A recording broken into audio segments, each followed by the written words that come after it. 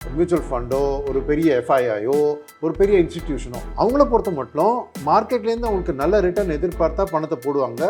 மற்ற இடத்துல நல்ல ரிட்டர்ன் கிடச்சின்னா அங்கே பணத்தை மூவ் பண்ணிடுவாங்க. ஸோ இந்தியாவை பொறுத்த மட்டும் ஓவராலாக பார்த்தீங்கன்னா வெளிநாட்டிலேருந்து இங்கே வர பணத்துக்கு அமெரிக்காவில் ட்ரம்ப் சார் எலெக்ஷனை ஜெயிக்கிறதுலேருந்து தான் இந்த பிரச்சனை ஆரம்பிச்சது.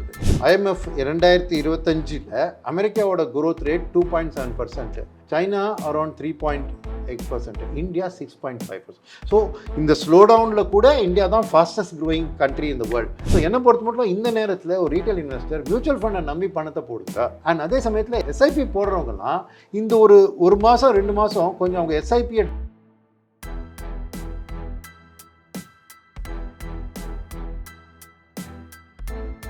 வெல்த் பாட்காஸ்ட் தமிழ் நேயர்களுக்கு வணக்கம். ஷேர் மார்க்கெட் ரிலேட்டடாக நிறைய விஷயங்களை டிஸ்கஸ் பண்ணுறதுக்காக இன்னைக்கு சென்ஸ் அண்ட் சிம்பிளிசிட்டியோட ஃபவுண்டர் மார்க்கெட் எக்ஸ்பர்ட் சுனில் சாரை மீட் பண்ண வந்திருக்கோம். சார் இன்வைட் பண்ணிட்டு நிகழ்ச்சிக்குள்ள போகலாம். Hi sir. வணக்கம் sir, welcome back. Thank you sir, இப்போது லாஸ்ட் வீக் அப்படின்னு பார்த்தோம்னா ஷேர் மார்க்கெட்டை நிறைய பேருக்கு ஒரு பயத்தை கொடுத்துருக்கு. இன்வெஸ்டர்ஸ்க்கு பர்டிகுலராக நிறைய டவுன் நம்ம பார்த்துட்டே இருக்கோம். ஒரு சில டேஸ் அப்ஸ் பார்த்துட்ருக்கோம். ஆக்சுவல் சினாரியோ எப்படி இருக்குது சார் மார்க்கெட் பொறுத்த வரைக்கும்? மார்க்கெட்டை பொறுத்த மட்டும் என்னென்னா ரெண்டு விஷயம். அதாவது மார்க்கெட்டில் ரிட்டர்ன் கொடுக்கறதுக்கு அல்டிமேட்டாக நாட்டோட ஒரு ஜிடிபியோட வளர்ப்பில் கம்பெனியோட ப்ராஃபிட் வளர்றது தான் உங்களுக்கு அர்னிங்ஸ் வரணும். ஆனால் அது ஒரு லாங் டேர்மில் ஒரு மினிமம் 5 இயர்ஸ்லேருந்து 10, 15, 20 இயர்ஸ் டைமில் இந்த நாடோட எக்கனாமிக் ஜிடிபி க்ரோத் ஆட்டோமேட்டிக்காக உங்கள் போர்ட்ஃபோலியோவில் அப்ரிசியேஷனாக வந்துடும். பட் என்னென்னா ஏன் இந்த விலை ஏற்றி இறங்குறதுனா இந்த ஸ்டாக் மார்க்கெட்டை பற்றி நம்ம அது உருளைக்கிழங்கு எண்ணெய் ஸ்டாக் மார்க்கெட் இதுக்கு எதுவும் வித்தியாசமே கிடையாது. அப்படின்னு என்னென்னா உற்பத்தி செய்கிறதுக்கு ஒரு காஸ்ட் இருக்குது உருளைக்கிழங்குக்கு இல்லையா? அந்த நாட்டு நடணும், இல்லை தண்ணி ஊற்றணும், அப்புறம் அவங்க ஹார்வெஸ்ட் பண்ணணும், மார்க்கெட்டில் போய் விற்கணும். ஸோ அந்த ப்ரொடக்ஷனோட காஸ்ட் இருக்கு இல்லையா, அதை மீட் பண்ணாதான் அவனுக்கு லாபம். ரைட்டா? வாங்குறவன் அவனை பற்றி யோசிக்கிறது இல்லை. ஃபார்மர் யார் போய் நெடுறானோ அதை பற்றி அவனுக்கு கவலை இல்லை. அவனுக்கு என்னென்னா மற்ற ஊரில் இருக்கிற உருளைக்கிழங்கு விலைக்கு உன்னோட உருளைக்கிழங்கு விலை எப்படி இருக்குது அப்படின்னு அந்த டிமாண்ட் அண்ட் சப்ளை அப்படிங்கிற ஒரு எக்கனாமிக்ஸில் ஒரு கான்செப்ட் இருக்குது. விலை டிமாண்ட் சப்ளையோட பேலன்ஸை பேஸ் பண்ணி தான் விலை. எப்போ டிமாண்ட் அதிகமாக ஆகி சப்ளை கம்மி ஆகுதோ ஒரு விலை ஏறிடும். சரியா? இப்போ ஸ்டாக் மார்க்கெட்டும் ஒரு கமாடிட்டி. ஸோ ஒரு பக்கம் இந்த காஸ்ட் ஆஃப் ப்ரொடக்ஷன் உருளைக்கிழங்கு பற்றி பேசினேன் இல்லையா, அதை வச்சுன்னா இந்த இபிஎஸ் க்ரோத் இருக்கு இல்லையா, அதுதான் அந்த காஸ்ட் ஆஃப் ப்ரொடக்ஷன் வச்சு. அதாவது அதான் வேல்யூ. ஆனால் ப்ரைஸ் வேறு. ஸோ ப்ரைஸுக்கும் வேல்யூக்குள்ள வித்தியாசத்தினால தான் இந்த பிரச்சனைகள் வருது. ஏன்னா ஒருத்தர் ஸ்டாக் மார்க்கெட்டில் பணம் போடுறவர், இப்போது நம்ம பொதுமக்களை பற்றி பேசிட்டேன்னா மியூச்சுவல் ஃபண்டோ ஒரு பெரிய எஃப்ஐஐயோ ஒரு பெரிய இன்ஸ்டிடியூஷனோ அவங்கள பொறுத்த மட்டும் மார்க்கெட்லேருந்து அவங்களுக்கு நல்ல ரிட்டர்ன் எதிர்பார்த்தா பணத்தை போடுவாங்க. மற்ற இடத்துல நல்ல ரிட்டர்ன் கிடச்சின்னா அங்கே பணத்தை மூவ் பண்ணிடுவாங்க. ஸோ இந்த money supply into the stock market அதோட ஏற்கிறதுனால தான் விலைவாசி ஏறி இறங்குறது ஸ்டாக்கோட. ரைட்டா? ஸோ எதுக்கு சொல்ல வரேன்னா, இப்போ உங்களுக்கு ரிட்டர்ன் எப்படி கொடுக்குறதுனா, ஒன்று அந்த எர்னிங்ஸ் க்ரோத் ஏன்னா அல்டிமேட்டாக நீங்கள் ஒரு ஸ்டாக்கை வாங்குறீங்களோ, ஒரு மியூச்சுவல் ஃபண்ட் வழியாக ஸ்டாக் வாங்குறீங்களோ, டைரெக்டாக அந்த ஸ்டாக் வாங்குறீங்க, நீங்கள் ஓனர் ஆகிடுறீங்க. ஸோ அந்த ஃபியூச்சர் ப்ராஃபிட்ஸ் அந்த கம்பெனிக்கு உங்களுக்கு ஒரு ரைட் இருக்குது. அந்த ரைட்டு தான் உங்களுக்கு இன்றைக்கி விலையாக உங்கள் கைக்கு வருது. உங்கள் ஆசை என்ன? நான் வாங்குகிற விலையும் விற்கிற வேலையிலையும் அந்த வித்தியாசம் தான் எனக்கு ப்ராஃபிட்டு. அதாவது நாளைய நேரத்தில் அவங்களோட ப்ராஃபிட் ஏறி இருக்கணும். ரெண்டாவது அந்த நாளன்னைக்கு நீங்கள் என்றைக்கு விற்கிறீங்களோ அன்றைக்கி டிமாண்ட் இருக்கணும் அந்த ஸ்டாக்குக்கு. எதுக்கு சொல்கிறேன்னா, இப்போ ஸ்டாக் மார்க்கெட் ஒரு 3%, 4% தான் ரிட்டர்ன் கொடுக்க விஷயம். பேங்க் டெபாசிட் 7% கொடுக்குன்னா எல்லோரும் பேங்க் டெபாசிட் பணம் போடுவாங்க. அப்போ ஸ்டாக் வாங்குறதுக்கு ஆள் இருக்காது. எதுக்கு சொல்கிறேன்? நீங்கள் பேர் மார்க்கெட் அப்படிங்கிற வார்த்தை யூஸ் பண்ணீங்களா, இந்த புல் மார்க்கெட் பேர் மார்க்கெட் எப்படின்னா இந்த liquidity into the stock market அதை பேஸ் பண்ணி தான் ஸ்டாக் ப்ரைஸ் ஏறி இறங்குது. அஃப்கோர்ஸ் ஒரு கண்ட்ரியோட நிலைமை மோசமாக இருந்தால் ஆட்டோமேட்டிக்காக அதோட ஜிடிபி ஸ்லோவாக க்ரோ ஆகும், அதனால ஏர்னிங்கும் ஸ்லோவாகும். அப்போ டெஃபினட்டாக உங்களுக்கு நல்ல எதிர்காலம் எதிர்பார்க்கறது அது தவறு. பட் அப்படி இல்லாத பட்சத்தில் இந்த டிமாண்ட் அண்ட் சப்ளை தான் ஏற்றியாக இருக்குது. ஸோ இந்தியன் ஸ்டாக் மார்க்கெட்டை பொறுத்த மட்டும் கிட்டத்தட்ட எஃப்ஐஐஸ் மொத்த ஸ்டாக் மார்க்கெட்டோட ஓனர்ஷிப் பார்த்திங்கன்னா ஒரு 40-50% கம்பெனியோட ஓனரே தன் கையில் ஷேர் வச்சுருக்காங்க. ரைட்டா? இப்போ கவர்மெண்ட் கம்பெனியில் அது கவர்மெண்ட் கையில் இருக்குது. ப்ரைவேட் கம்பெனியில் டிவிஎஸ் பார்த்திங்கன்னா டிவிஎஸ் ஃபேமிலி கையில் இருக்கும், இல்லை ரிலையன்ஸ்னால் அந்த அம்பானி அவங்க கையில் இருக்கும். ரைட்? அந்த ஸ்டாக்கு எப்போவுமே நம்ம இந்த சப்ளைலேருந்து எடுத்துடணும். ஏன்? அவங்க சொந்த இதை விற்க மாட்டாங்க. விற்கணும்னா ஒரு ரைட்ஸ் இஷ்யூ, ஒரு ஃபாலோ ஆன் பப்ளிக் ஆஃபர் போட்டு அவங்க கொடுப்பாங்க தவிர அவங்க. ஸோ எதுக்கு சொல்கிறேன்னா, மார்க்கெட்டோட ப்ரைஸ் ஏறி இறங்குறதுல அந்த ஸ்டாக் கழிச்சிடணும். ஸோ 100%லேருந்து ஒரு 40-50% எடுத்துட்டிங்கன்னா மொத்தம் இந்த பாக்கி இருக்கிற 60% வந்து மேஜர் ஹோல்டர் வந்து எஃப்ஐஐக்கு ஒரு 18% ஷேர் இருக்குது ஓவராலாக. ஸோ அதை எடுத்துட்டிங்கன்னா ஒரு 35% ஷேர் ஆகிடும். ஸோ கிட்டத்தட்ட 1/3 மார்க்கெட் எஃப்ஐஐ கையில் இருக்குது. ஸோ டோட்டல் எஃப்ஐஐ வந்து இன்றைக்கி இந்தியாவில் இன்வெஸ்ட் பண்ணுறது $90 பில்லியன் மொத்தம் உலக நாட்டிலேருந்து. அது பார்த்தீங்கன்னா ஒரு 50% அமெரிக்காலேருந்தும், 25% யூரோப்லேருந்தும், 25 ஜப்பான்லேருந்தும். இதுதான் ஒரு ப்ராட் பிரேக்கப். அதே சமயத்தில் டொமஸ்டிக் இன்வெஸ்டர்ஸ் பார்த்தீங்கன்னா 3 டைப்பாக இருக்குங்க. ஒன்று வந்து இந்த பேங்க்ஸு, இன்ஸ்டிடியூஷன்ஸ், அவங்கெல்லாம் வந்து இன்ஸ்டிடியூஷனலாக வாங்குவாங்க. ரெண்டாவது மியூச்சுவல் ஃபண்டுக்கு பணம் கொடுத்து அவங்க வாங்குவாங்க. இன்சூரன்ஸ் கம்பெனிக்கு பணம் கொடுத்து அவங்க வாங்குவாங்க. டைரெக்டாக ரீட்டெயிலில் போய் ஸ்டாக் மார்க்கெட் வாங்குறாங்க. இவங்க எல்லாமே கூட்டி சேர்த்து பார்த்தா எஃப்ஐயோட சமமாக இருக்காங்க. ஆனால் ஒத்தொத்தர நடுவில் பார்த்தா தெரியும். ஸோ இந்த டொமஸ்டிக் ஸ்டோரி லிக்விடிட்டி பற்றி பார்த்தீங்கன்னா நம்ம மார்க்கெட் இப்போ நீங்கள் ஏன் இறங்கிடுதுன்னு கேட்குறீங்க. முதல் கேள்வி ஏன் ஏறிடுதுன்னு கேட்கணும். அதாவது கோவிடுக்கு அப்புறமே நம்ம மார்க்கெட் ஒரு ஏற்றத்தில் இருந்ததுக்கு காரணம் மக்கள் வந்து அதிகமாக இந்த ஸ்டாக் மார்க்கெட் பற்றி தெரிஞ்சுட்டு அதில் பணம் செலுத்த காமிச்சிருக்கேன். இப்போ எஸ்ஐபி பார்த்தீங்கன்னா கோவிட் போது ஒரு மாதத்துக்கு 10,000 கோடி தான் மியூச்சுவல் ஃபண்டுக்கு எஸ்ஐபி வந்தது. இன்றைக்கி 26,000 கோடி தாண்டிடுது. ரைட்டா? ஸோ டொமஸ்டிக்கில் இப்போ தான் அந்த ஈக்விட்டியோட அவேர்னஸ் ஏறி நிறைய பேர் பணம் கொடுக்குறாங்க. அது கண்டினியூஸாக ஏறிட்டுருக்கு. இன்றைக்கி நிலைமை வரைக்கும் ஏறிட்டுருக்கு. ரைட்? ஸோ இந்த மார்க்கெட் அப்போ ஏன் இப்போ பேர் மார்க்கெட் நீங்கள் கேட்ட கேள்வி ஏன் இறங்கிட்டுன்னா இந்த எஃப்ஐஐஸ் வந்து இந்தியாவிலேருந்து பணத்தை வெளியில் எடுத்துட்டாங்க. ரைட்டா? ஸோ ப்ரீஃபாக இந்த ஸ்டேட்டஸ் எக்ஸ்பிளைன். ஸோ இப்போ மார்க்கெட் விழறதுக்கு காரணமே இந்த எஃப்ஐஐஸ் நம்ம நாட்டிலேருந்து எடுத்தாங்க. இப்போ ஏன் அதை எடுத்தாங்க அதுதான் கேள்வி. நான் சொன்னேன் இல்லையா? ஸோ இதுக்கு ஒரு இங்கிலீஷில் ஒரு பழமொழின்னு சொல்ல மாட்டேன், ஒரு beauty lies in the eye of the beholder. பார்க்குறவங்க கண்ணுக்கு தான் உங்களுக்கு நயன்தாரா பிடிக்கலாம், வேறு யாருக்கோ த்ரிஷாவை பிடிக்கலாம், அவங்க கண்ணுக்கு அவங்க தான் பியூட்டிஃபுல்லாக தோணும். ஃபாரினர்ஸை பொறுத்த மட்டும் அவங்களுக்கு இந்தியாவில் இன்வெஸ்ட் பண்ணுறது ஒரு ஸ்டாக் மாதிரி. நம்மளுக்கு ஒரு நாடாக இருக்கலாம், இந்தியா அவங்களுக்கு ஒரு ஸ்டாக்கு. ஸோ அந்த ஸ்டாக்கோட எர்னிங்ஸ் என்ன? இந்தியா ஜிடிபி குரோத் தான் இந்தியாவோட எர்னிங்ஸ். பட் அதே சமயத்தில் அவன் வந்து இந்தியாவோட ஜிடிபி குரோத் ஏறலாம் இறங்கலாம், மற்ற நாட்டோட ஜிடிபி குரோத் ஏறலாம் இறங்கலாம். ஸோ ஒவ்வொரு நேரமும் ஒவ்வொரு நிமிடமும் அவங்க வந்து இவாலுவேட் பண்ணிகிட்டே இருப்பாங்க. இந்தியாவில் ஜிடிபி எவ்வளோ. ரெண்டாவது என்னென்னா கரன்சி. இப்போ அவங்க ஒரு ஸ்ட்ராங் கரன்சி டாலரோ யூரோலேருந்தோ பணத்தை இந்தியா மார்க்கெட்டில் போடுறாங்க. இப்போ கரன்சி வீக்கன் ஆச்சு. ஏன்னா இப்போ பொதுவாக சமயத்தில் வீக்கன் ஆயிருக்கு. அவங்க போடுறதுக்கு அவனுக்கு நஷ்டம். ஏன்னா அவன் திருப்பி எடுத்து போடுறத $100 போட்டு இன்றைக்கி அவனுக்கு $100 போட்டானா அவனுக்கு இவ்வளோ ரூபா கிடைக்கும்.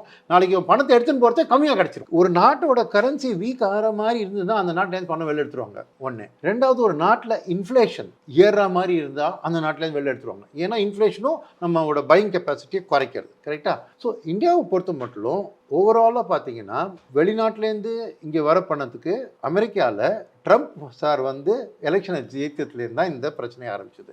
ஏன் ட்ரம்ப் ஏறினாலும் ட்ரம்ப் என்னன்னா அமெரிக்கா பிஸ்னஸை நல்லா சப்போர்ட் பண்ணுவார், இந்தியா சைனா மாதிரி நாட்டு மேலே டேரிஃபை போடுவார். அந்த ஒரு பயம் வந்து பணம் வந்து நிறைய வெளிநாட்டுக்கு போக வேண்டிய பணம் அமெரிக்கன் மார்க்கெட்லேயே போய் அவங்க இன்வெஸ்ட் பண்ண ஆரம்பிச்சிட்டாங்க. ஸோ அமெரிக்காவில் இன்ட்ரெஸ்ட் ரேட்ஸ் ஒரு நார்மலாக ஒரு 3% 4% இருக்கும். இன்றைக்கி 4.5%. 10 இயர் கவர்மெண்ட்டோட பாரோயிங் ரேட்டே 4.5%. ஸோ ப்ரைவேட்டில் நேச்சுரலாக 5-6% கிடைக்கும். ஸோ 5-6% ரிஸ்க் எடுக்காமல் நான் அமெரிக்காலேயே நான் போட்டணும். எதுக்கு நான் ரிஸ்க் எடுத்து இந்தியாவில் போடணும்? இந்தியாவில் ஒரு 10-12% ரிட்டர்ன் கிடைச்சா தான் அந்த கரன்சியோட டிப்ரிசியேஷன், இந்தியாவோட இன்ஃப்ளேஷன் எல்லாம் போக கையில் கொஞ்சம் நிற்கும். ஸோ ட்ரம்ப் வந்ததுனால அது இந்தியாவுக்கு மட்டும் பிரச்சனை இல்லை. இது எல்லா எமர்ஜிங் நாட்டிலேருந்தும் பணம் எஃப்ஐஎஸ் வெளில எடுத்து தான் நாட்டிலேயே அமெரிக்காவில் இன்வெஸ்ட் பண்ணாங்க. அதனால தான் இந்தியாவோட ஸ்டாக் மார்க்கெட்டில் கரெக்ஷனுக்கு ஒரு காரணம் எஃப்ஐஎஸ் வந்து இந்தியாவிலேருந்து பணம் வெளியிட்டுக்கிறாங்க. ஒன்று. ரெண்டாவது விஷயம் என்னென்னா நம்ம நாட்டுக்கு ஒரு ஜிடிபி க்ரோத் இப்போது ஒரு 6 மாதத்துக்கு முன்னாடி பார்த்திங்கன்னா ரிசர்வ் பேங்க்கோ யாரோ நம்ம IMFஓ இந்தியாவோட க்ரோத் இந்த வருஷம் எப்படி இருக்கும்னா 7.2% ஜிடிபி வளரும்னு எதிர்பார்த்து RBI கவர்னர் ஸ்பீச்லேயே சொல்லியிருக்காரு. போன சக்திகாந்த தாஸ் சாரோட லாஸ்ட் மீட்டிங்கில் இந்த வருஷம் 6.6% தான் வரும்னு அந்த நம்பரை இறக்கிட்டார். ஏன்? அந்த குவார்ட்டரில் 5.4% தான் ஜிடிபி வந்தது. ஸோ எதுக்குன்னா எல்லாரும் மார்க்கெட்டில் 7.2% ஜிடிபியில் நாடு வளரும், அப்போ அந்த கம்பெனியோட ப்ராஃபிட்டும் அந்த நேரத்தில் வரும்னு நினச்சின்னு பணத்தை போட்டாங்க. இப்போ அந்த 7.2 6.6 ஆச்சோ, அப்போ நேச்சுரலாக கம்பெனியோட எர்னிங்ஸும் குறைஞ்சிரும். அதனால் இன்றைக்கி கொடுக்குற விலை சரியா அப்படின்னு ஒரு டவுட் வந்து இந்தியன் மார்க்கெட் ரொம்ப காஸ்ட்லி மார்க்கெட். ஏன்னா நம்ம எதிர்பார்த்த 7% ஜிடிபி க்ரோத் பற்றி தான் இன்றைக்கி 6% தான் வரப்போகுது. நான் 7%ஓட விலையை கொடுத்துட்டேன்.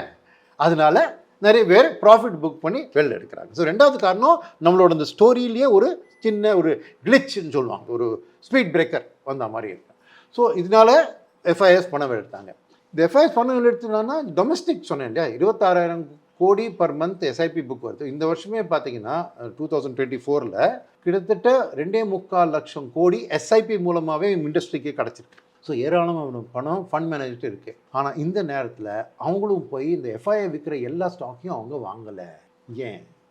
ஏன்னா அவங்களுக்கே இப்போ இந்தியன் எக்கனாமிக் க்ரோத்து திடீர்னு குறைஞ்சதுனால அது வந்து அவங்களுக்கு இந்த அர்னிங் சீசன் வந்து ஜிடிபி நம்பர் வரதுக்கு முன்னாடி அர்னிங் சீசனோட நம்பர் வெளில வந்துடுது. அதுலேயே தெரிஞ்சிச்சு ஜிடிபி கீழே வரப்போகுதுன்னா ஜிடிபி நம்பரும் கீழே வந்துடுது. ஸோ அவங்களே இப்போ வந்து அடுத்த அர்னிங் சீசன் வந்து அது எப்படி இருக்குது பார்த்துட்டு அதை பேஸ் பண்ணி தான் நம்ம நாட்டோட ஜிடிபி எப்படி இருக்கும்னு தெரியும். ஸோ இப்போ அவசரப்பட்டு எந்த செக்டர் நான் போய் வாங்குவானா, அந்த அர்னிங் சீசன் வரட்டும் அப்போ வாங்கலாங்கிற ஒரு நிறைய ஃபண்ட் மேனேஜர் அவங்க லெவலில் அதை யோசிச்சுட்டு எஃப்ஐஐ வித் ஸ்டாக்கை வாங்கலை, அதனால அது விலை இறங்க ஆரம்பிச்சுடுது. இன்றைக்கி நான் டேட்டா பார்த்தேன், கிட்டத்தட்ட 2 லட்சம் கோடி மியூச்சுவல் ஃபண்டு கிட்ட கேஷ் எடுத்துகிட்டு இருக்காங்க. நம்ம 67 லட்சம் கோடி இண்டஸ்ட்ரி சொல்கிறோம், அதில் ஈக்விட்டி ஒரு 50 பாதி ஈக்விட்டின்னு வச்சுக்கோ. பட் அதுலேயே 2 லட்சம் கோடி கேஷாக வச்சுருக்காங்க, அதாவது ஸ்டாக் வாங்காமல் வச்சுட்ருக்காங்க. ஸோ ரெண்டாவது காரணம் இந்த மார்க்கெட் விழுறதுக்கு டொமஸ்டிக் ஃபண்ட் மேனேஜர்ஸ் வெயிட் பண்ணுறாங்க. எந்த செக்டர் நடுவில் என்ன பட்ஜெட்டோட தேதியும் வந்துடுது. ஸோ பட்ஜெட்டோட தேதி வந்ததுன்னா இப்போ பட்ஜெட்டில் எந்த செக்டரை சப்போர்ட் பண்ண போகிறாங்க, எந்த அளவுக்கு இதில் டேக்ஸை ஏற்ற போகிறாங்க, அதை பார்த்துட்டு ஏன் இப்போ நான் போய் அவசரப்பட்டு வாங்குவானே சொல்லிட்டு ஃபண்ட் மேனேஜர்லாம் கொஞ்சம் இது ஒரு நல்லது தான். ஏன்னா ஏற்கனவே பணம் கொடுத்தவங்க நாளைக்கு ஃப்யூச்சர் ரிட்டர்ன் எதிர்பார்ப்பாங்க. ஃபண்ட் மேனேஜர் மார்க்கெட்டோட தத்துவம் இன்னொன்று என்ன, buy low sell high. So இப்போ அவங்க எஃப்ஐ விற்க விழுந்ததுன்னு வச்சுக்கோங்க, இன்னும் விழட்டமேனு வெயிட் பண்ணுறாங்க. ஏன்னா எவ்வளோ மலிவாக எனக்கு வாங்கினேனோ அந்தளவுக்கு எனக்கு ஃப்யூச்சரில் லாபமும்.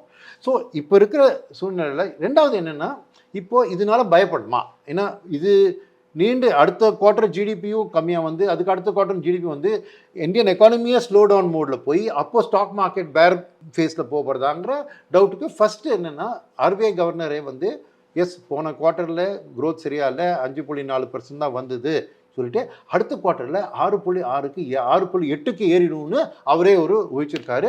ஸோ அது சரி வந்ததுன்னா பிரச்சனை இல்லை. இப்போ இந்த அர்னிங் சீசனில் அந்த ஜிடிபி நம்பர் வளர்றதா இல்லையானு அர்னிங் சீசனில் தெரிஞ்சிடும். இப்போ தான் அர்னிங் சீசன் தொடங்கியிருக்கு.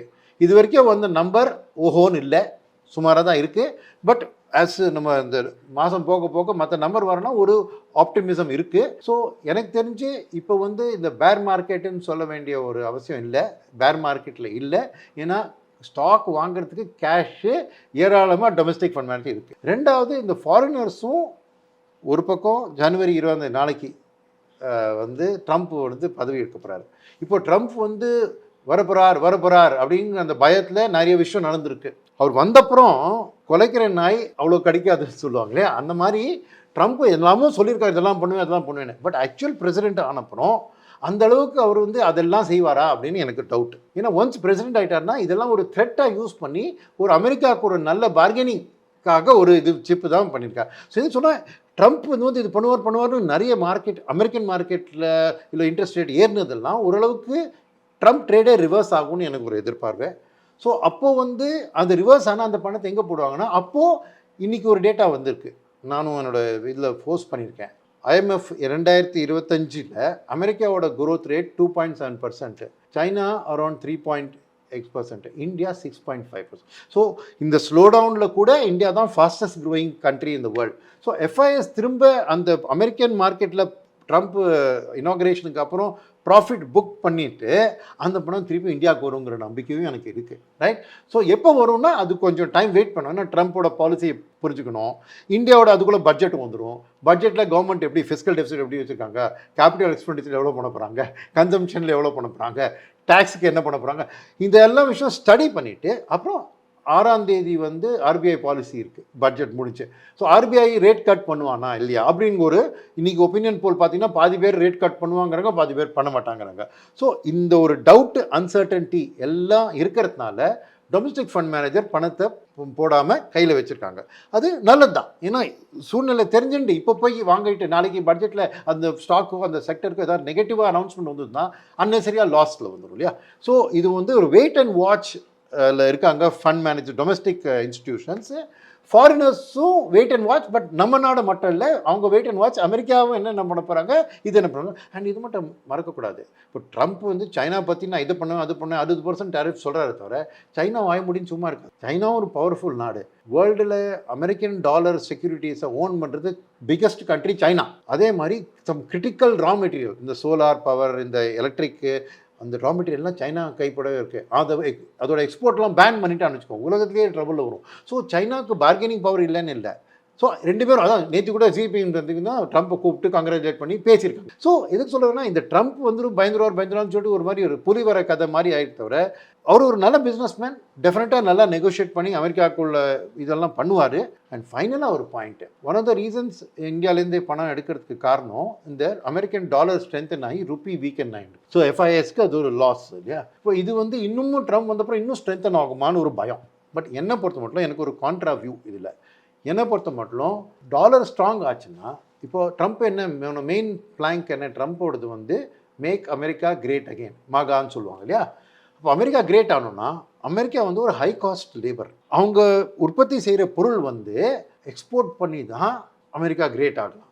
இப்போ எக்ஸ்போர்ட் பண்ணணும்னா டாலர் ஸ்ட்ராங் ஆச்சுன்னா அவங்களுக்கு எக்ஸ்போர்ட் ஈஸியாக பண்ண முடியாது. So Trump as a president ஒரு வீக்கர் டாலரை தான் சப்போர்ட் பண்ணுவாருங்கிற என்னோட அபிப்பிராயம். நிறைய பேர் அது அவங்க ஆப்போசிட் வியூஸ் இருக்குது, ஃப்யூச்சர்லாம் தெரியும். பட் அப்படி நடக்கிற பட்சத்தில் இந்த எஃப்ஐஎஸ்க்கும் அந்த ருப்பியில் போட்டால் இன்னும் வீக்கன் ஆகுங்கிற பயமும் கம்மியாகும். ஸோ என்னை பொறுத்த மட்டும் இந்த ட்ரம்ப்போட ட்ரேடு ரிவர்ஸ் ஆகி ஒரு மாதிரி ட்ரம்ப்போட பாலிசிஸ் எல்லாம் கொஞ்சம் ஸ்டடி பண்ண அப்புறம் திரும்ப பணம் வந்து எமர்ஜிங் மார்க்கெட் வர பட்சத்தில் இந்தியாவுக்கு தான் நிறைய பணம் கிடைக்குங்கிற நம்பிக்கை இருக்குது. ஸோ கூடிய சீக்கிரம் February 6 ஆர்பிஐ பாலிசி வந்தோடனே அந்த அன்சர்டன்டி ஈவெண்ட்டோட அன்சர்டன்டிலாம் முடிஞ்சோடனே டொமஸ்டிக் ஃபண்ட் மேனேஜரும் எஃப்ஐஆர் ரெண்டு பேரும் சேர்ந்து வாங்கினா டெஃபினட்டாக மார்க்கெட் ஒரு நல்ல அப்ஸ்விங்கில் வரும் அப்படிங்கிற நம்பிக்கை இருக்குது. அதனால் யாருமே இது ஒரு பேர் மார்க்கெட்டில் நம்ம நுழைஞ்சிட்டோம் அப்படிங்கிற ஒரு பயம் வேண்டாம். இது வந்து ஒரு wait and watch scenario. As a retail investor நீங்கள் என்ன பண்ணால், நீங்கள் டைரெக்டாக இந்த நேரத்தில் ஸ்டாக் வாங்குறது ரொம்ப ஆபத்தான காரியம். ஏன்னா எந்த ஸ்டாக்கில் பட்ஜெட்டில் எப்படி எஃபெக்ட் ஆக போகிறது, எப்படி அர்னிங்ஸ் வர போகிறது கிடையாது, right. But at same time நீங்கள் வந்து மியூச்சுவல் ஃபண்ட் மேனேஜர் கையில் பணத்தை கொடுத்தீங்கன்னு வச்சுக்கோங்க, அவன் சரியான நேரத்தில் சரியான ஸ்டாக்கை வாங்குவான். ஸோ என்னை பொறுத்த மட்டும் இந்த நேரத்தில் ஒரு ரீட்டைல் இன்வெஸ்டர் மியூச்சுவல் ஃபண்டை நம்பி பணத்தை போடுங்க. அண்ட் அதே சமயத்தில் எஸ்ஐபி 20,000 கூட எஸ்ஐபி போடுறவங்கலாம் இந்த ஒரு மாதம் 2 மாதம் கொஞ்சம் அவங்க எஸ்ஐபியை டபுள் பண்ணிட்டாங்கன்னா, ருப்பி காஸ்ட் ஆவரேஜிங் அப்படின்னு ஒன்று எஸ்ஐபியில் இருக்குது. எவ்வளோ மார்க்கெட் விழுறதோ அப்போ நீங்கள் பணம் போட்டிங்கன்னா அந்தளவுக்கு நிறைய யூனிட் கிடைக்கணும், அந்த அப்ரிசியேஷனும் அந்த அளவுக்கு இருக்கும். ஸோ இது ஒரு எஸ்ஐபியை டாப்அப்போ இல்லை டபுள் பண்ணுறது, இந்த அடுத்த மாதம் இன்ஸ்டால்மெண்ட்டை மட்டும் டபுள் பண்ணிங்கன்னா மியூச்சுவல் ஃபண்ட் மேனேஜருக்கு அந்தளவுக்கு நீங்கள் அவங்க கையை பலமாக்கிங்க, அவங்க வாங்குறதுக்கும் சக்தி கொடுப்பீங்க. அது அல்டிமேட்டாக உங்களுக்கு லாபத்துக்கு தான் வரும். So rely on mutual fund. இந்த டைமில் நம்பி மியூச்சுவல் ஃபண்டில் பணத்தை போடலாம். அண்ட் டெஃபினட்டாக உங்களுக்கு இந்த இயர் ப்ரோக்ரஸ் ஆக ஆக பட்ஜெட்டில் டெஃபினட்டாக நான் எக்ஸ்பெக்ட் பண்ணுறேன் ரொம்ப இம்பார்ட்டன்ட் சில டெசிஷன்ஸ்லாம் வந்தால் டெஃபினட்டாக இந்தியன் எக்கானமி, இந்தியன் மார்க்கெட் ரெண்டும் அப்ஸ்விங்கில் போகலாம். அதனால் ஒரு கவலையும் வச்சுக்க வேணாம், யாரும் பயப்பட வேணாம். பட் ரீட்டைல் ஈக்விட்டி இன்வெஸ்டரும் சரி இப்போ குவைட்டாக இருக்கட்டும், ரீட்டைல் ட்ரேடர் இப்போ டெஃபினட்டாக குவைட்டாக இருக்கணும். வாங்கி விக்கி பை நவ் செல் டுமாரோ அந்த மாதிரி இதெல்லாம் ரொம்ப ஒரு ஆபத்தான. ஒரு 2 வீக்ஸ்க்கு மார்க்கெட் வாலட்டைலாக தான் இருக்கும். கொஞ்சம் பேட் நியூஸ், ஒரு கம்பெனியோட எர்னிங்ஸ் பேடாக வரும், இன்னொரு குட்டாக வரும். ஸோ இப்போ வந்து குவைட்டாக வெளியில் உட்காரது better as a retail speculator and a retail investor. பணம் போடுறது தான் மியூச்சுவல் ஃபண்ட் வழியாக போடுது. சரி, இப்போது நீங்கள் சொல்லியிருந்தீங்க கோவிடுக்கு அப்புறம் வந்து நிறைய நம்ம அப் ட்ரெண்ட் தான் நம்ம பார்த்துட்டு இருக்கோம் இல்லையா. அதனால தான் இப்போது இந்த ஒரு டவுன் ட்ரெண்ட் பார்க்கும்போது நிறைய பேருக்கு நம்ம புல் ரன்ல என்டர் ஆகுறோமோ அப்படிங்கிற ஒரு விஷயம் வந்து இருந்துச்சு. அதை வந்து ரொம்ப அழகாக நீங்கள் வந்து கிளாரிஃபிகேஷன் பண்ணியிருக்கீங்க சார். இப்போ நம்ம Q2 ரிசல்ட்ஸ் பற்றி நம்ம லாஸ்ட் எபிசோடில் பேசியிருந்தோம். இப்போ Q3யோட earnings நீங்கள் சொன்ன மாதிரி வந்துட்டு இருக்கு. இப்போ வர்றதை பொறுத்த வரைக்கும் எப்படி இருக்குது சார்? பாசிட்டிவான விஷயங்கள் நமக்கு ஏதாவது இருக்கு? ஐடி செக்டரில் டிசிஎஸோட earningsல கொஞ்சம் கைடன்ஸ் நல்லா பாசிட்டிவாக கொடுத்தாங்க. பட் அதே மாதிரி ரிலையன்ஸோட earningsையும் அவங்க பீட் எஸ்டிமேட்ஸ் பண்ணாங்க. பட் சில கம்பெனிஸ் வந்து அவ்வளோ நல்லா இல்லை ரிசல்ட்ஸு. ஸோ மிக்சட் பேக் அப்படின்னு தான் சொல்லுவேன். But it's too early to say. Broader மார்க்கெட்டோட earningsக்கு ஒன்று. ரெண்டாவது ஒரு சின்ன டீட்டெயில் எக்ஸ்பிளைன் பண்ணுறேன். earningsை பொறுத்த மட்டும் நிறைய கம்பெனியோட earnings நல்லா வந்திருக்கு, ஸ்டாக் ப்ரைஸ் இறங்கியிருக்கு. ஏன்னா அது ஏன் வந்து earnings நல்லா வந்தும் ஸ்டாக் ப்ரைஸ் இறங்கியிருக்கு அப்படிங்கிற கேள்வி வரும். ஸோ இதில் என்னென்னா, மார்க்கெட் வந்து எப்போவுமே ஃப்யூச்சரை நோக்கி தான் பார்க்கும். மார்க்கெட்டை பொறுத்த மட்டும் ரியர் வியூ மிரர் காரில் வேஸ்ட்டு. நடந்ததை மறந்துடும். ஸோ இந்த குவார்ட்டர்லி ஏர்னிங்ஸ் வருது இல்லையா, அது என்ன நடந்ததோ அது நடந்தாச்சு. ஆனால் இன்றைக்கோட விலை நாளையோட ஏர்னிங்ஸை தான் இன்னையோட விலையில் தெரியறது உங்களுக்கு. ஸோ ஒரு கம்பெனியும் இந்த குவார்ட்டர்லி ஏர்னிங்ஸை பப்ளிஷ் பண்ணுறச்சு ஒரு கால் வைப்பாங்க. எல்லா அனலிஸ்ட்டு ஃபண்ட் மேனேஜர்லாம் பேசுவாங்க. எதிர்காலம் எப்படி இருக்குது, அந்த எதிர்காலத்தை ஜட்ஜ் பண்ணி தான் ப்ரைஸ் மூவ் ஆகும். ஸோ எதுக்கு சொல்கிறேன்னா, அந்த ஏர்னிங் சீசன் நல்லா இருக்கலாம், ஆனால் எல்லோரும் எதிர்காலம் ரொம்ப மோசமாக இருக்குன்னா மார்க்கெட் இறங்கிடும். ஒரு கம்பெனியோட ஏர்னிங்ஸ் மோசமாக இருக்கலாம், ஆனால் எனக்கு ஆர்டர் புக் நல்லா இருக்குது, அடுத்த குவார்ட்டரில் நல்லா டெலிவர் பண்ண போகிறேன்னா ஸ்டாக் ப்ரைஸ் ஏறும். ஸோ ஏர்னிங்ஸ் வந்து ஏன்னா அந்த சீசனில் எனக்கு பொறுத்தவரை ஏர்னிங்ஸ் சீசன் இம்பார்ட்டண்ட் இல்லை, கைடன்ஸ் கொடு. அது இந்த குவார்ட்டரோட ஏர்னிங்ஸ் ஏன் முக்கியம்னா January, October, November, December. So FII பொறுத்த மட்டும் அவங்களுக்கு கேலண்டர் இயர் தான் முக்கியம். நம்மளுக்கு டொமஸ்டிக்காக ஏப்ரல் டு மார்ச் நம்மளுக்கு ஃபினான்ஷியல் இயர், பட் எஃப்ஐஐ பொறுத்த மட்டும் ஜனவரி டு டிசம்பர் தான் அவங்க ஃபினான்ஷியல் இயர். ஸோ இந்த வருஷம் இந்த குவார்ட்டரில் அவங்க அடுத்த வருஷம் பற்றி பேசுகிறது அவங்களுக்கு இந்த கம்பெனியோட 2025 எப்படி இருக்கும். ஸோ அந்த கைடன்ஸ் தான் முக்கியம். ஸோ எனக்கு தெரிஞ்சு இந்த ஏர்னிங் சீசனோட ரிசல்ட் ஒரு பக்கம், மொத்தமாக எல்லாம் கைடன்ஸ் என்ன சொல்கிறாங்களோ அதை பேஸ் பண்ணி தான் உங்களுக்கு ஷேர் ப்ரைஸ் மூவ் ஆகும். ஃபண்ட் மேனேஜர் தான் அதுக்கு தான் வெயிட் பண்ணுறாங்க. கைடன்ஸில் கொஞ்சம் ப்ரோப் பண்ணி கேள்வி கேட்டு அது பற்றி அதான். சார், இப்போ நீங்கள் சொல்லுங்க பட்ஜெட்டை பொறுத்து வந்து நிறைய விஷயங்கள் இங்கே மார்க்கெட்டில் நமக்கு வந்து பார்ப்போம் இல்லையா சார் சேஞ்சஸ். இப்போ நிறைய பேர் வந்து இந்த pre budget rally, post budget rally அதெல்லாம் வந்து நம்ம ரீட்டைல் இன்வெஸ்டர்ஸ் பொறுத்த வரைக்கும் ஒரு எக்ஸ்பெக்டேஷன்ஸ் இருக்குது இந்த செக்டர்ஸ்லாம். அவங்களுக்கு வந்து எந்த வகையிலும் அவங்க ஒரு லாஸை சந்திச்சிடக்கூடாது அப்படின்னா அவங்க என்னென்னலாம் பண்ணக்கூடாது? ஸோ நார்மலாக இந்த ப்ரீ பட்ஜெட் ரேலினா கவர்மெண்ட் கேபெக்ஸ் நிறைய பண்ணுவாங்க அதுன்னு சொல்லிட்டு அந்த சில ஸ்டாக்ஸ் எல்லாம் ஏற ஆரம்பிக்கும். இந்த வாட்டி அந்தளவுக்கு ஒரு நம்பிக்கை இல்லை. ஏன்னா போன வருஷம் பட்ஜெட்டில் இந்த வருஷம் 11 லட்சம் கோடி நான் வந்து கேபிட்டல் எக்ஸ்பெண்டிச்சர் செலவழிப்பேன்னு சொன்னாங்க. ஆனால் ஃபஸ்ட்டு 6 மாதத்தில் பார்த்தீங்கன்னா அதுக்கு பாதி செலவழிச்சிருக்கணும், 1/4 பங்கு தான் செலவழிச்சிருக்காங்க. ஸோ கவர்மெண்ட் கேபெக்ஸ் செலவழிக்கல இல்லை 11 லட்சம். ஸோ போன வாட்டி அந்த 11 லட்சம் ஏறுங்கிற நினச்சி தான் மார்க்கெட்டும் ஏறித்து எல்லாம் ஏறித்து. திடீர்னு செலவழிக்கல. அதுக்கு காரணம் பார்த்தீங்கன்னா பார்லிமெண்ட்ரி எலெக்ஷன் வந்தது, அப்புறம் மகாராஷ்டிரா, ஹரியானா எலெக்ஷன் வந்தது. எலெக்ஷன் சம்மந்தப்பட்ட இதில் இறங்கியிருந்தால கேபெக்ஸும் கொஞ்சம் பின்தோங்கி வந்தது. பணமும் கொஞ்சம் அந்த லாட்லி பேனா ஸ்கீம் லேடிஸ்க்கு கொஞ்சம் பணம் கொடுக்குறது அப்படின்னு எலெக்ஷனை ஜெயிக்கிறதுக்காக உள்ள சிலர்லாம் பணத்தினால கேபெக்ஸ் மிச்சர் குறைஞ்சிருச்சு. ஸோ இந்த வாட்டி வந்து இப்போது அந்த ஃபுல் இயரில் அதை மேக்கப் பண்ணி பண்ணுவாங்களா அப்படின்னு ஒரு டவுட் இருக்குது மார்க்கெட்டுக்கு.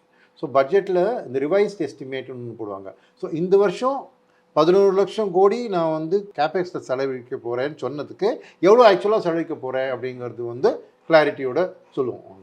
ஸோ அப்போது இருக்கிற பட்சத்தில் அடுத்த வருஷத்துக்கு அந்த பேஸ்லேருந்து, ஸோ இப்போ 11 lakh crores பதிலாக 9 lakh crores தான் செலவிக்கிறாங்க வச்சுங்க. அந்த 9லேருந்து ஒரு 50% போட்டு 13.5 lakh crores ஏற்றினா கூட அந்த 11க்கு அந்த 13.5 வந்து ஒரு 10-20% தான் இன்க்ரீஸ். கரெக்டாக? ஸோ எதுக்கு சொல்ல வரேன்னா, ஸோ இந்த வாட்டி வந்து அந்த கேபெக்ஸில் வந்து அந்தளவுக்கு அவங்க செலவழிப்பாங்கன்னா டவுட் இருக்குது. ஏன்னா போன வாட்டி அவங்களால பட்ஜெட்டை செலவழிக்க முடியல. ஸோ அடுத்த வருஷம் எப்படி பண்ண போகிறாங்கிற ஒரு டவுட்டு. ரெண்டாவது விஷயம் என்னென்னா, இத்தனை வருஷமாக கவர்மெண்ட் வந்து ஆட்சியில் இப்போது 10-11 வருஷம் இந்த கவர்மெண்ட் வந்திருக்கு.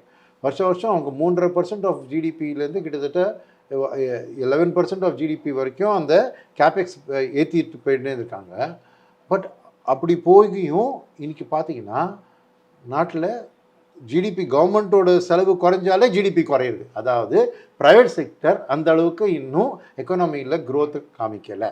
இதில் ப்ரைவேட் செக்டரை பொறுத்த மட்டும் 2 பக்கம் இருக்குது. கவர்மெண்ட் மாதிரி கவர்மெண்ட்டில் கேபெக்ஸ், கவர்மெண்ட் ரெவென்யூ மாதிரி private sector capex, private sector consumption. இப்போது என்ன ஆயிருக்கு நாட்டில்னா, கன்சம்ஷன் வந்து ரொம்ப விலை அதிகமான இருக்கிற பொருள்லாம் நல்லா விற்கிறது, மலிவாக இருக்கிற பொருளும் விற்க மாட்டேங்கிறது. ரைட்டா? இதுக்கு தான் கே ஷேப்டு ரிக்கவரி சொல்லுவாங்க. ஏன்னா அந்த கே வார்த்தை வந்து இப்படி இருக்கு இல்லையா, சிலது மேலே சிலது கீழே, அதான் கே. நார்மலாக ஒரு வி ஷேப் கோவிடில் போது இறங்கிட்டு அப்புறம் ஏறினதுக்கு வி ஷேப் எதிர்பார்த்தாங்க. பட் இது கேயா மாறிச்சு. அப்படின்னா எஸ்யூவி கார் 7 லட்சம் 8 லட்சம் அது நல்லா விற்குது. 10 கோடிக்கு மேலே உள்ள வீடு அது நல்லா விற்கிறது. ஆனால் இந்த 50 லட்சம் வீடு விற்க மாட்டேங்கிறது. Car, 2 wheeler, entry level Maruti car விற்கலை.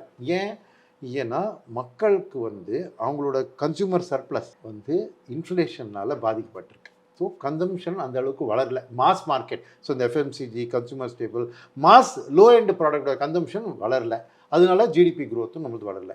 ஏன்னா ஒன்று அவங்களுக்கு வந்து, ரெண்டாவது என்னென்னா, இப்போ நாடு வந்து ஜிடிபி வருஷம் ஜிடிபி ஏறின்னு தான் இருக்குது.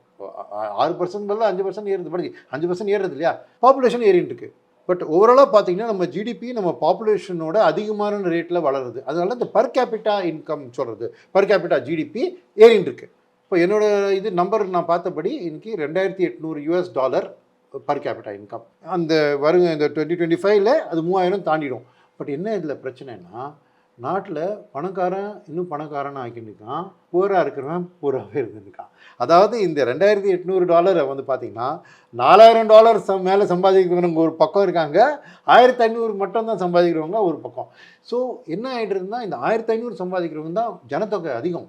அவங்க கையில் விலைவாசி கொஞ்சம் ஏறினா கூட, அப்போது ஃபுட் ப்ரைஸஸ் எல்லாம் பார்த்தீங்கன்னா ஏறினா கூட அவங்களுக்கு செலவழிக்கிற அந்த கெப்பாசிட்டி குறைஞ்சிருது.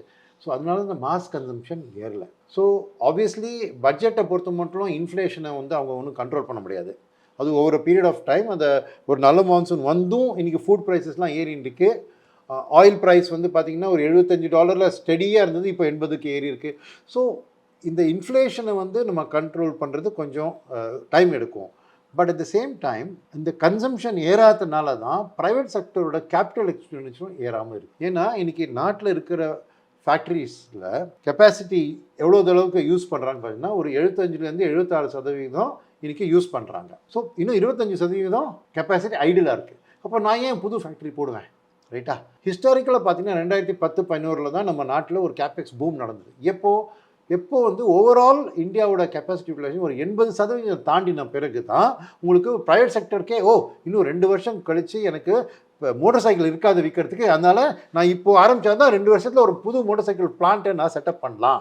ஸோ அந்த 80% ஒரு லக்ஷ்மண் ரேகா மாதிரி வச்சுக்கோங்களேன், அந்த 80% தாண்டினா தான் ப்ரைவேட் செக்டர் வந்து ஒரு கேபெக்ஸில் இறங்குவாங்க. பட் இந்த மாஸ் மார்க்கெட் கன்சம்ஷன் ஏறாதனால உங்களுக்கு ப்ரைவேட் செக்டர் கேபெக்ஸும் ஏறலை, ரைட்? ஸோ அதனால தான் நம்ம ஜிடிபி க்ரோத்தே இந்த 5-6லேயே மாட்டின்னு இருக்கு. கவர்மெண்ட்டை பொறுத்த மட்டும் இந்த பட்ஜெட்டில் எனக்கு தெரிஞ்சு அவங்க கன்சம்ஷனை பூஸ்ட் பண்ணுறதுக்கான சில நடவடிக்கை எடுப்பாங்க. ஸோ கேபெக்ஸில் கொஞ்சம் அவங்க தியானத்தை குறைச்சிட்டு கன்சம்ஷனில் எடுப்பாங்க. இதுக்கு இன்னொரு காரணம் இருக்குது. ஒன்று, நம்ம நாட்டுக்கு அது தேவை. ஏன் இந்த கன்சம்ஷன் ஏறிட்டுன்னு வச்சுக்கோங்க, அவங்களோட நடவடிக்கைனால ஆட்டோமேட்டிக்காக கெப்பாசிட்டி யூட்டிலைசேஷன் ஏறிடும். அப்போ அந்த வருஷ கடைசிக்குள்ளே ப்ரைவேட் செக்டரும் நிறைய மோட்டார் சைக்கிள் பிளான்ட் இந்த பிளான்ட்லாம் போடுவாங்க. அதுதான் ரியல் எக்கானமிக்கு ஒரு ஜிடிபி குரோத்தை கொடுக்கும், ரைட்? ஸோ இது ஒரு நல்ல செய்தி. பட் இது கவர்மெண்ட் பண்ணுவாங்கிற நம்பிக்கை ஏன் எனக்கு வருதுன்னா, லோக்சபா எலெக்ஷனில் எல்லாருக்கும் தெரிஞ்ச விஷயம் தான், கவர்மெண்ட் திரும்பி வந்துடுது. ஆனால் எதிர்பார்த்த அளவுக்கு அவங்களுக்கு ஓட்டு கிடைக்கல, கரெக்டாக சீட்டு கிடைக்கல. அதனால தான் பீகாரும் ஆந்திர பிரதேஷும் சேர்த்து தான் அவங்க கூட்டணி கவர்மெண்ட் தான் ஃபார்ம் பண்ணியிருக்காங்க. ஸோ அதில் அவங்க அனலைஸ் பண்ணிவிட்டு ஏன் நம்மளுக்கு தோற்றோன்னா, அவங்க ரியலைஸ் பண்ணாங்க நம்ம பண்ணுறதெல்லாம் மக்களை போய் சேர மாட்டேங்கிறது காசு. அதனால் ஹரியானா, மகாராஷ்டிராவில் இந்த பார்த்திங்கன்னா திடீர்னு கவர்மெண்ட் இந்த கன்சம்ஷனை ஏற்ற ஆரம்பித்தாங்க, ரைட்டா? இப்போது அடுத்த 2 வருஷத்தில் யூபி மாநிலம், பீகார் மாநிலம், இது 2 பெரிய எலெக்ஷன் பாக்கி இருக்குது. இது 2ம் கவர்மெண்ட் ஜெயிச்சே ஆகணும். அப்போ தான் உங்களுக்கு அடுத்த பார்லிமெண்ட்ரி எலெக்ஷன் ஜெயிப்போங்கிற ஒரு நம்பிக்கை வரும். அது ஜெயிக்கிறதுக்கு இவங்க இன்றைக்கே பட்ஜெட்டில் வந்து கன்சம்ஷனுக்கு அலோகேஷனை ஏற்றினா தான் அந்த பணத்தை அங்கே செலவழிக்கலாம். ஸோ அவங்களோட தன்னோட ஒரு ஸோ எனக்கு தெரிஞ்சு இந்த கவர்மெண்ட் இந்த பட்ஜெட்டில் கொஞ்சம் பாப்புலிசமுக்கு ஒரேட் ஆகும். இதில் என்ன டேஞ்சர்னா, வெளிநாட்டில் நம்ம நாட்டு வந்து ஒரு டெஃபிசிட் நாடு இல்லையா? ஃபிஸ்கல் டெஃபிசிட் தானே பேசுகிறோம். அதாவது வரவு 8னா செலவு 10னா, ரைட்? அந்த பாமாவாஜம் கதை தான், ரைட்? ஸோ அது வந்து ஒரு நாட்டுக்கும் எந்த அளவு நீ வந்து வரவு 6னாவா 8னாவா செலவு 10னாவா 12னாவா அந்த கேப்பை வச்சு தான் அந்த ஃபிஸ்கல் டெஃபிசிட்டை வச்சு ஜட்ஜ் பண்ணுறாங்க. இப்போ ரொம்ப அதிகமாக ஃபிஸ்கல் டெஃபிசிட் போச்சுன்னா நம்ம நாட்டோட ரேட்டிங்காக குறைச்சிருவாங்க ரேட்டிங் ஏஜென்சி. ஸோ அந்த ஃபிஸ்கல் ஆனால் நீங்கள் அதிகமாக கன்சம்ஷனில் செலவிச்சுன்னா அவங்களுக்கு வந்து ரேட்டிங் ஏஜென்சி பொறுத்த மட்டும் நீங்கள் எங்கே பணம் என்ன ஃபஸ்ட்டு எவ்வளோ பணம் நீங்கள் அதிகமாக செலவு பண்ண போகிறீங்க, வருமானத்தோட அதிகமாக என்ன செலவு பண்ண போகிறோம் ஒரு டெசிஷன் அது அலோவ் பண்ணுறாங்க. ஓகே, நீ டெஃபிசிட்லேயே ஓடு நாடு பரவாயில்ல, ஆனால் அந்த பணத்தை எங்கே செலவிக்கங்கிறதும் equally important. So quantity of the deficit ஒரு பக்கம், குவாலிட்டி ஆஃப் த எக்ஸ்பெண்டிச்சர். எது சொல்கிறேன்னா, ஒரு ஃபேக்ட்ரி, ஒரு ஏர்போர்ட், ஒரு போர்ட், இந்த ரயில்வேஸ், டிஃபென்ஸ், ஒரு கேபிட்டல் எக்ஸ்பெண்டில் செலவழிச்சா 4 இண்டஸ்ட்ரிக்கு பிஸ்னஸ் கிடைக்கும், 4 பேருக்கு வேலை கிடைக்கும், அதனால ஜிடிபி வளரும், அதனால ஜிஎஸ்டியும் இன்கம் டேக்ஸும் ஏறும், வந்து ஃபிஸ்கல் டெஃபிசிட்டை குறைக்கும். ஸோ கேபெக்ஸுக்கு ஒரு மல்டிப்ளையர் எஃபெக்ட் இருக்குது. அது வந்து கிட்டத்தட்ட 3-4 வருஷத்துக்கு அதோட எஃபெக்ட் தெரியும். ஆனால் கன்சம்ஷனில் பணம் போட்டிங்கன்னா 6 மாதத்தில் அது ஆகிடும். ஸோ ஒரு ரேட்டிங் ஏஜென்சி பொறுத்த மட்டும் நீங்கள் வந்து செலவழிக்கிறது ஓகே, பட் அதிகமாக நீங்கள் வந்து ரெவென்யூ அண்ட் கன்சம்ஷனில் செலவழிச்சிட்டிங்கன்னா உங்களுக்கு ஃப்யூச்சர் இன்கம் அந்தளவுக்கு ஏறாதுன்னு சொல்லிட்டு அவங்க ரேட்டிங்கை கொஞ்சம் டவுன்கிரேட் பண்ணக்கூடிய வாய்ப்பு இருக்குது. ஸோ கவர்மெண்ட் வந்து இதை பேலன்ஸ் பண்ணணும். ரேட்டிங் ஏஜென்சி சந்தோஷம், ஏன்னா அந்த ரேட்டிங் குறைஞ்சிடுச்சுன்னா வெளிநாட்டில் வர பணம் ரொம்ப குறைஞ்சிரும். ஏன்னா இந்தியாவோட ரிஸ்க் பேஸ் பண்ணி தான் அவங்க பணம் போடுறாங்க, எஃப்ஐஐஸோ எஃப்டிஐயோ. ஸோ கவர்மெண்ட் நிர்மலா மேடம் கையில் இந்த வாட்டி ரொம்ப இம்பார்ட்டண்ட் காரியம் என்னென்னா, கேபெக்ஸையும் வளர்கிற மாதிரி காமிக்கணும், கன்சம்ஷனுக்கும் ரெவென்யூக்கும் மாற்றணும், ஃபிஸ்கல் டெபிசிட்டையும் பாதிக்காமல். இதில் ஒரே ஒரு நல்ல செய்தி என்ன அவங்க கையில் இருக்குன்னா, இன்கம் டேக்ஸும் ஜிஎஸ்டியோட கலெக்ஷனும் எதிர்பார்த்ததுக்கு மேலே நல்லா இன்கம் வருது. ஸோ அதனால் கொஞ்சம் கையில் கொஞ்சம் பணம் அவங்க ப்ரொஜெக்ட் பண்ண இன்கம் டேக்ஸ் க்ரோத்தோட இன்றைக்கி கொஞ்சம் அதிகமாகவே வந்திருக்கு. ஸோ ஒரு கம்ஃபர்டபுள் சுச்சுவேஷன். அந்த பணத்தை தூக்கி எங்கே செலவழிக்க போகிறாங்க அதுதான் பட்ஜெட்டில், ரைட்டா? ஸோ எதுக்கு நான் சொல்ல வரேன்னா, ப்ரீ பட்ஜெட் ரேலி வரதுக்கு அந்தளவுக்கு வாய்ப்பு இல்லாததுக்கு காரணம் இந்த கன்ஃபியூஷன்னால. கிளியர் கட்டாக கவர்மெண்ட் வந்து போன வருஷம் 11 லட்சம் கோடி கேபெக்ஸ், இந்த வருஷம் 15 லட்சம் கோடி அப்படின்னு ஒரு நிலைமை இருந்ததுன்னா ப்ரீ பட்ஜெட் ரேலி வந்திருக்கும். இன்றைக்கி அந்த மாதிரி இல்லை. ஃபஸ்ட்டு அந்த 11 9 8 10 எங்கேயோ முடிய போகுது. அதுலேருந்து இவன் எவ்வளோ அதிகமாக காமிக்க போகிறாங்க, எவ்வளோ கன்சம்ஷன் காமிக்க போகிறாங்க, அது காமிக்கிறதுனால ரேட்டிங் ஏஜென்சி சந்தோஷமாக இருப்பாங்களா இல்லை டிசப்பாயிண்ட் ஆகிடுவாங்களா, இதெல்லாம் ஒரு மேட்டர் இருக்கிறதுனால இந்த வாட்டி எனக்கு வந்து ப்ரீ பட்ஜெட்டாக ஒரு கிளியர் டைரெக்ஷன் வந்து ஒரு பெரிய ரேலி வரத்துக்கு அந்தளவுக்கு வாய்ப்பு இல்லை. அதனால் அதை நம்பி ஒன்றும் வாங்கி விற்க வேணாம். என்ன டெசிஷன் எடுக்கிறாலும் பட்ஜெட்டோட நம்பர் வந்துட்டு அதுக்கு பிறகு எடுத்தால் பரவாயில்ல. ஏதோ 2 ஸ்டாக்கு பட்ஜெட் டே அன்றைக்கி ரேலி ஆகும், ஐயோ அதை வாங்கியிருக்கலாமேன்னு உங்களுக்கு தோணும். பரவாயில்ல, அதெல்லாம் விட்டுருங்க. நீங்கள் வந்து பண்ண வேண்டியது இந்த வாட்டி பட்ஜெட்டை ஒழுங்காக பார்த்து எல்லா ஃபண்ட் மேனேஜர் எல்லாம் என்ன சொல்கிறாங்க பட்ஜெட்டை பற்றி அது தெரிஞ்சுக்கிறது ரொம்ப முக்கியம். சார், மார்க்கெட் பொறுத்த வரைக்கும் இப்போ வந்து ஒரு சைட் வேஸில் போயிட்டுருக்கு அப்படிங்கிற மாதிரி சொல்கிறாங்க சார். கண்டிப்பாக நம்ம பேர் மார்க்கெட்டில் இல்லை அப்படிங்கிறத நாங்கள் உங்ககிட்ட பேசினப்புறம் தெரிஞ்சுக்கிட்டோம். இப்போ வந்து ஆல்ரெடி இன்வெஸ்ட் பண்ணியிருக்கிறவங்க வந்து இப்போ ஆவரேஜ் பண்ணுறதுக்கான ஒரு டைமா, அண்ட் எவ்வளோ நாளைக்கு வந்து இப்போது எந்த டெசிஷன்ஸும் எடுக்காமல் இருக்கலாம் சார்? இப்போது நீங்கள் சொல்லியிருந்தீங்க பட்ஜெட் முடிச்சப்பறம் பார்க்கலாம் அப்படின்ற மாதிரி. இப்போ இந்த சைட் வேஸ்லேயும் போயிட்டுருக்கு. ஸோ எந்த ஒரு சிக்னல் வந்துச்சு அப்படின்னா அதுக்கப்புறம் அவங்க வந்து அவங்களோட இன்வெஸ்ட்மெண்ட் இது பண்ணலாம். ஸோ 2 விஷயம் அதில். ஒன்று வந்து டைரெக்ட் ஸ்டாக் மார்க்கெட்டில் ஷேர் வாங்குறவங்க, 2வது மியூச்சுவல் ஃபண்டில் போடுறவங்க. மியூச்சுவல் ஃபண்டில் போடுறவங்க இப்போது ஆவரேஜ் பண்ணிடலாம். ஏன்னா நான் ஏன் சொன்னதுன்னா, ஃபண்ட் மேனேஜர் சரியான நேரத்தில் சரியான ஸ்டாக்கை வாங்கிடுவாங்க. ஸ்டாக் போடுறவங்க எனக்கு தெரிஞ்சு February 7 RBI policy the final event, அதுக்குள்ளே ட்ரம்ப்பும் வந்து ஒரு 3 வாரம் ஆயிருக்கும். ஸோ அந்த February 1st வீக் மட்டும் வெயிட் பண்ண சொல்லுங்கள். அதுக்கப்புறம் ஒரு கிளாரிட்டி வந்துடும். எல்லாம் பாலிசி ட்ரம்ப்பும் என்ன பண்ண போகிறாங்க ஓரளவுக்கு ஒரு டெசிஷன் வந்துடும். இந்தியாவை பொறுத்த மட்டும் ஆர்பிஐ பாலிசி முடிஞ்சு அதுக்கப்புறம் அடுத்த டேட்டா, அடுத்த ஜிடிபி அடுத்த குவார்ட்டரில் வர வேண்டியது தான். ஸோ ஒரு கிளியர் ரன்வே இருக்கும். அது இன்னும் ஃப்ரெஷ்ஷாக ஏதோ நியூஸ் வர மாதிரி இருக்காது. So first week of February வரைக்கும் வெயிட் பண்ணுங்கள். இந்த சைட்வேஸ் மூமெண்ட்டில் ஆவரேஜ் பண்ணுறதுனா மியூச்சுவல் ஃபண்ட் வழியாக ஆவரேஜ் பண்ணுங்கள். சார், இன்னைக்கு வந்து நிகழ்ச்சியில் கலந்துட்டு கரண்ட்டாக இருக்கக்கூடிய மார்க்கெட் சினாரியோ பற்றி நிறைய விஷயங்கள் ஆடியன்ஸ்க்காக ஷேர் பண்ணியிருக்கீங்க. நிகழ்ச்சியில் கலந்துக்கிறதுக்கு ரொம்ப நன்றி சார். இன்னும் இதை பற்றி நாங்கள் கேட்டு தெரிஞ்சுக்க நிறைய விஷயங்கள் இருக்குது. அப்கமிங் எபிசோட்ஸில் சந்திக்கலாம். Thank you so much sir. நன்றி, தேங்க்யூ. இந்த வீடியோ உங்களுக்கு பிடிச்சிருந்தா லைக் பண்ணுங்கள், ஷேர் பண்ணுங்கள், கமெண்ட் பண்ணுங்கள். மறக்காமல் வெல்த் பாட்காஸ்ட் தமிழை சப்ஸ்கிரைப் பண்ணுங்கள்.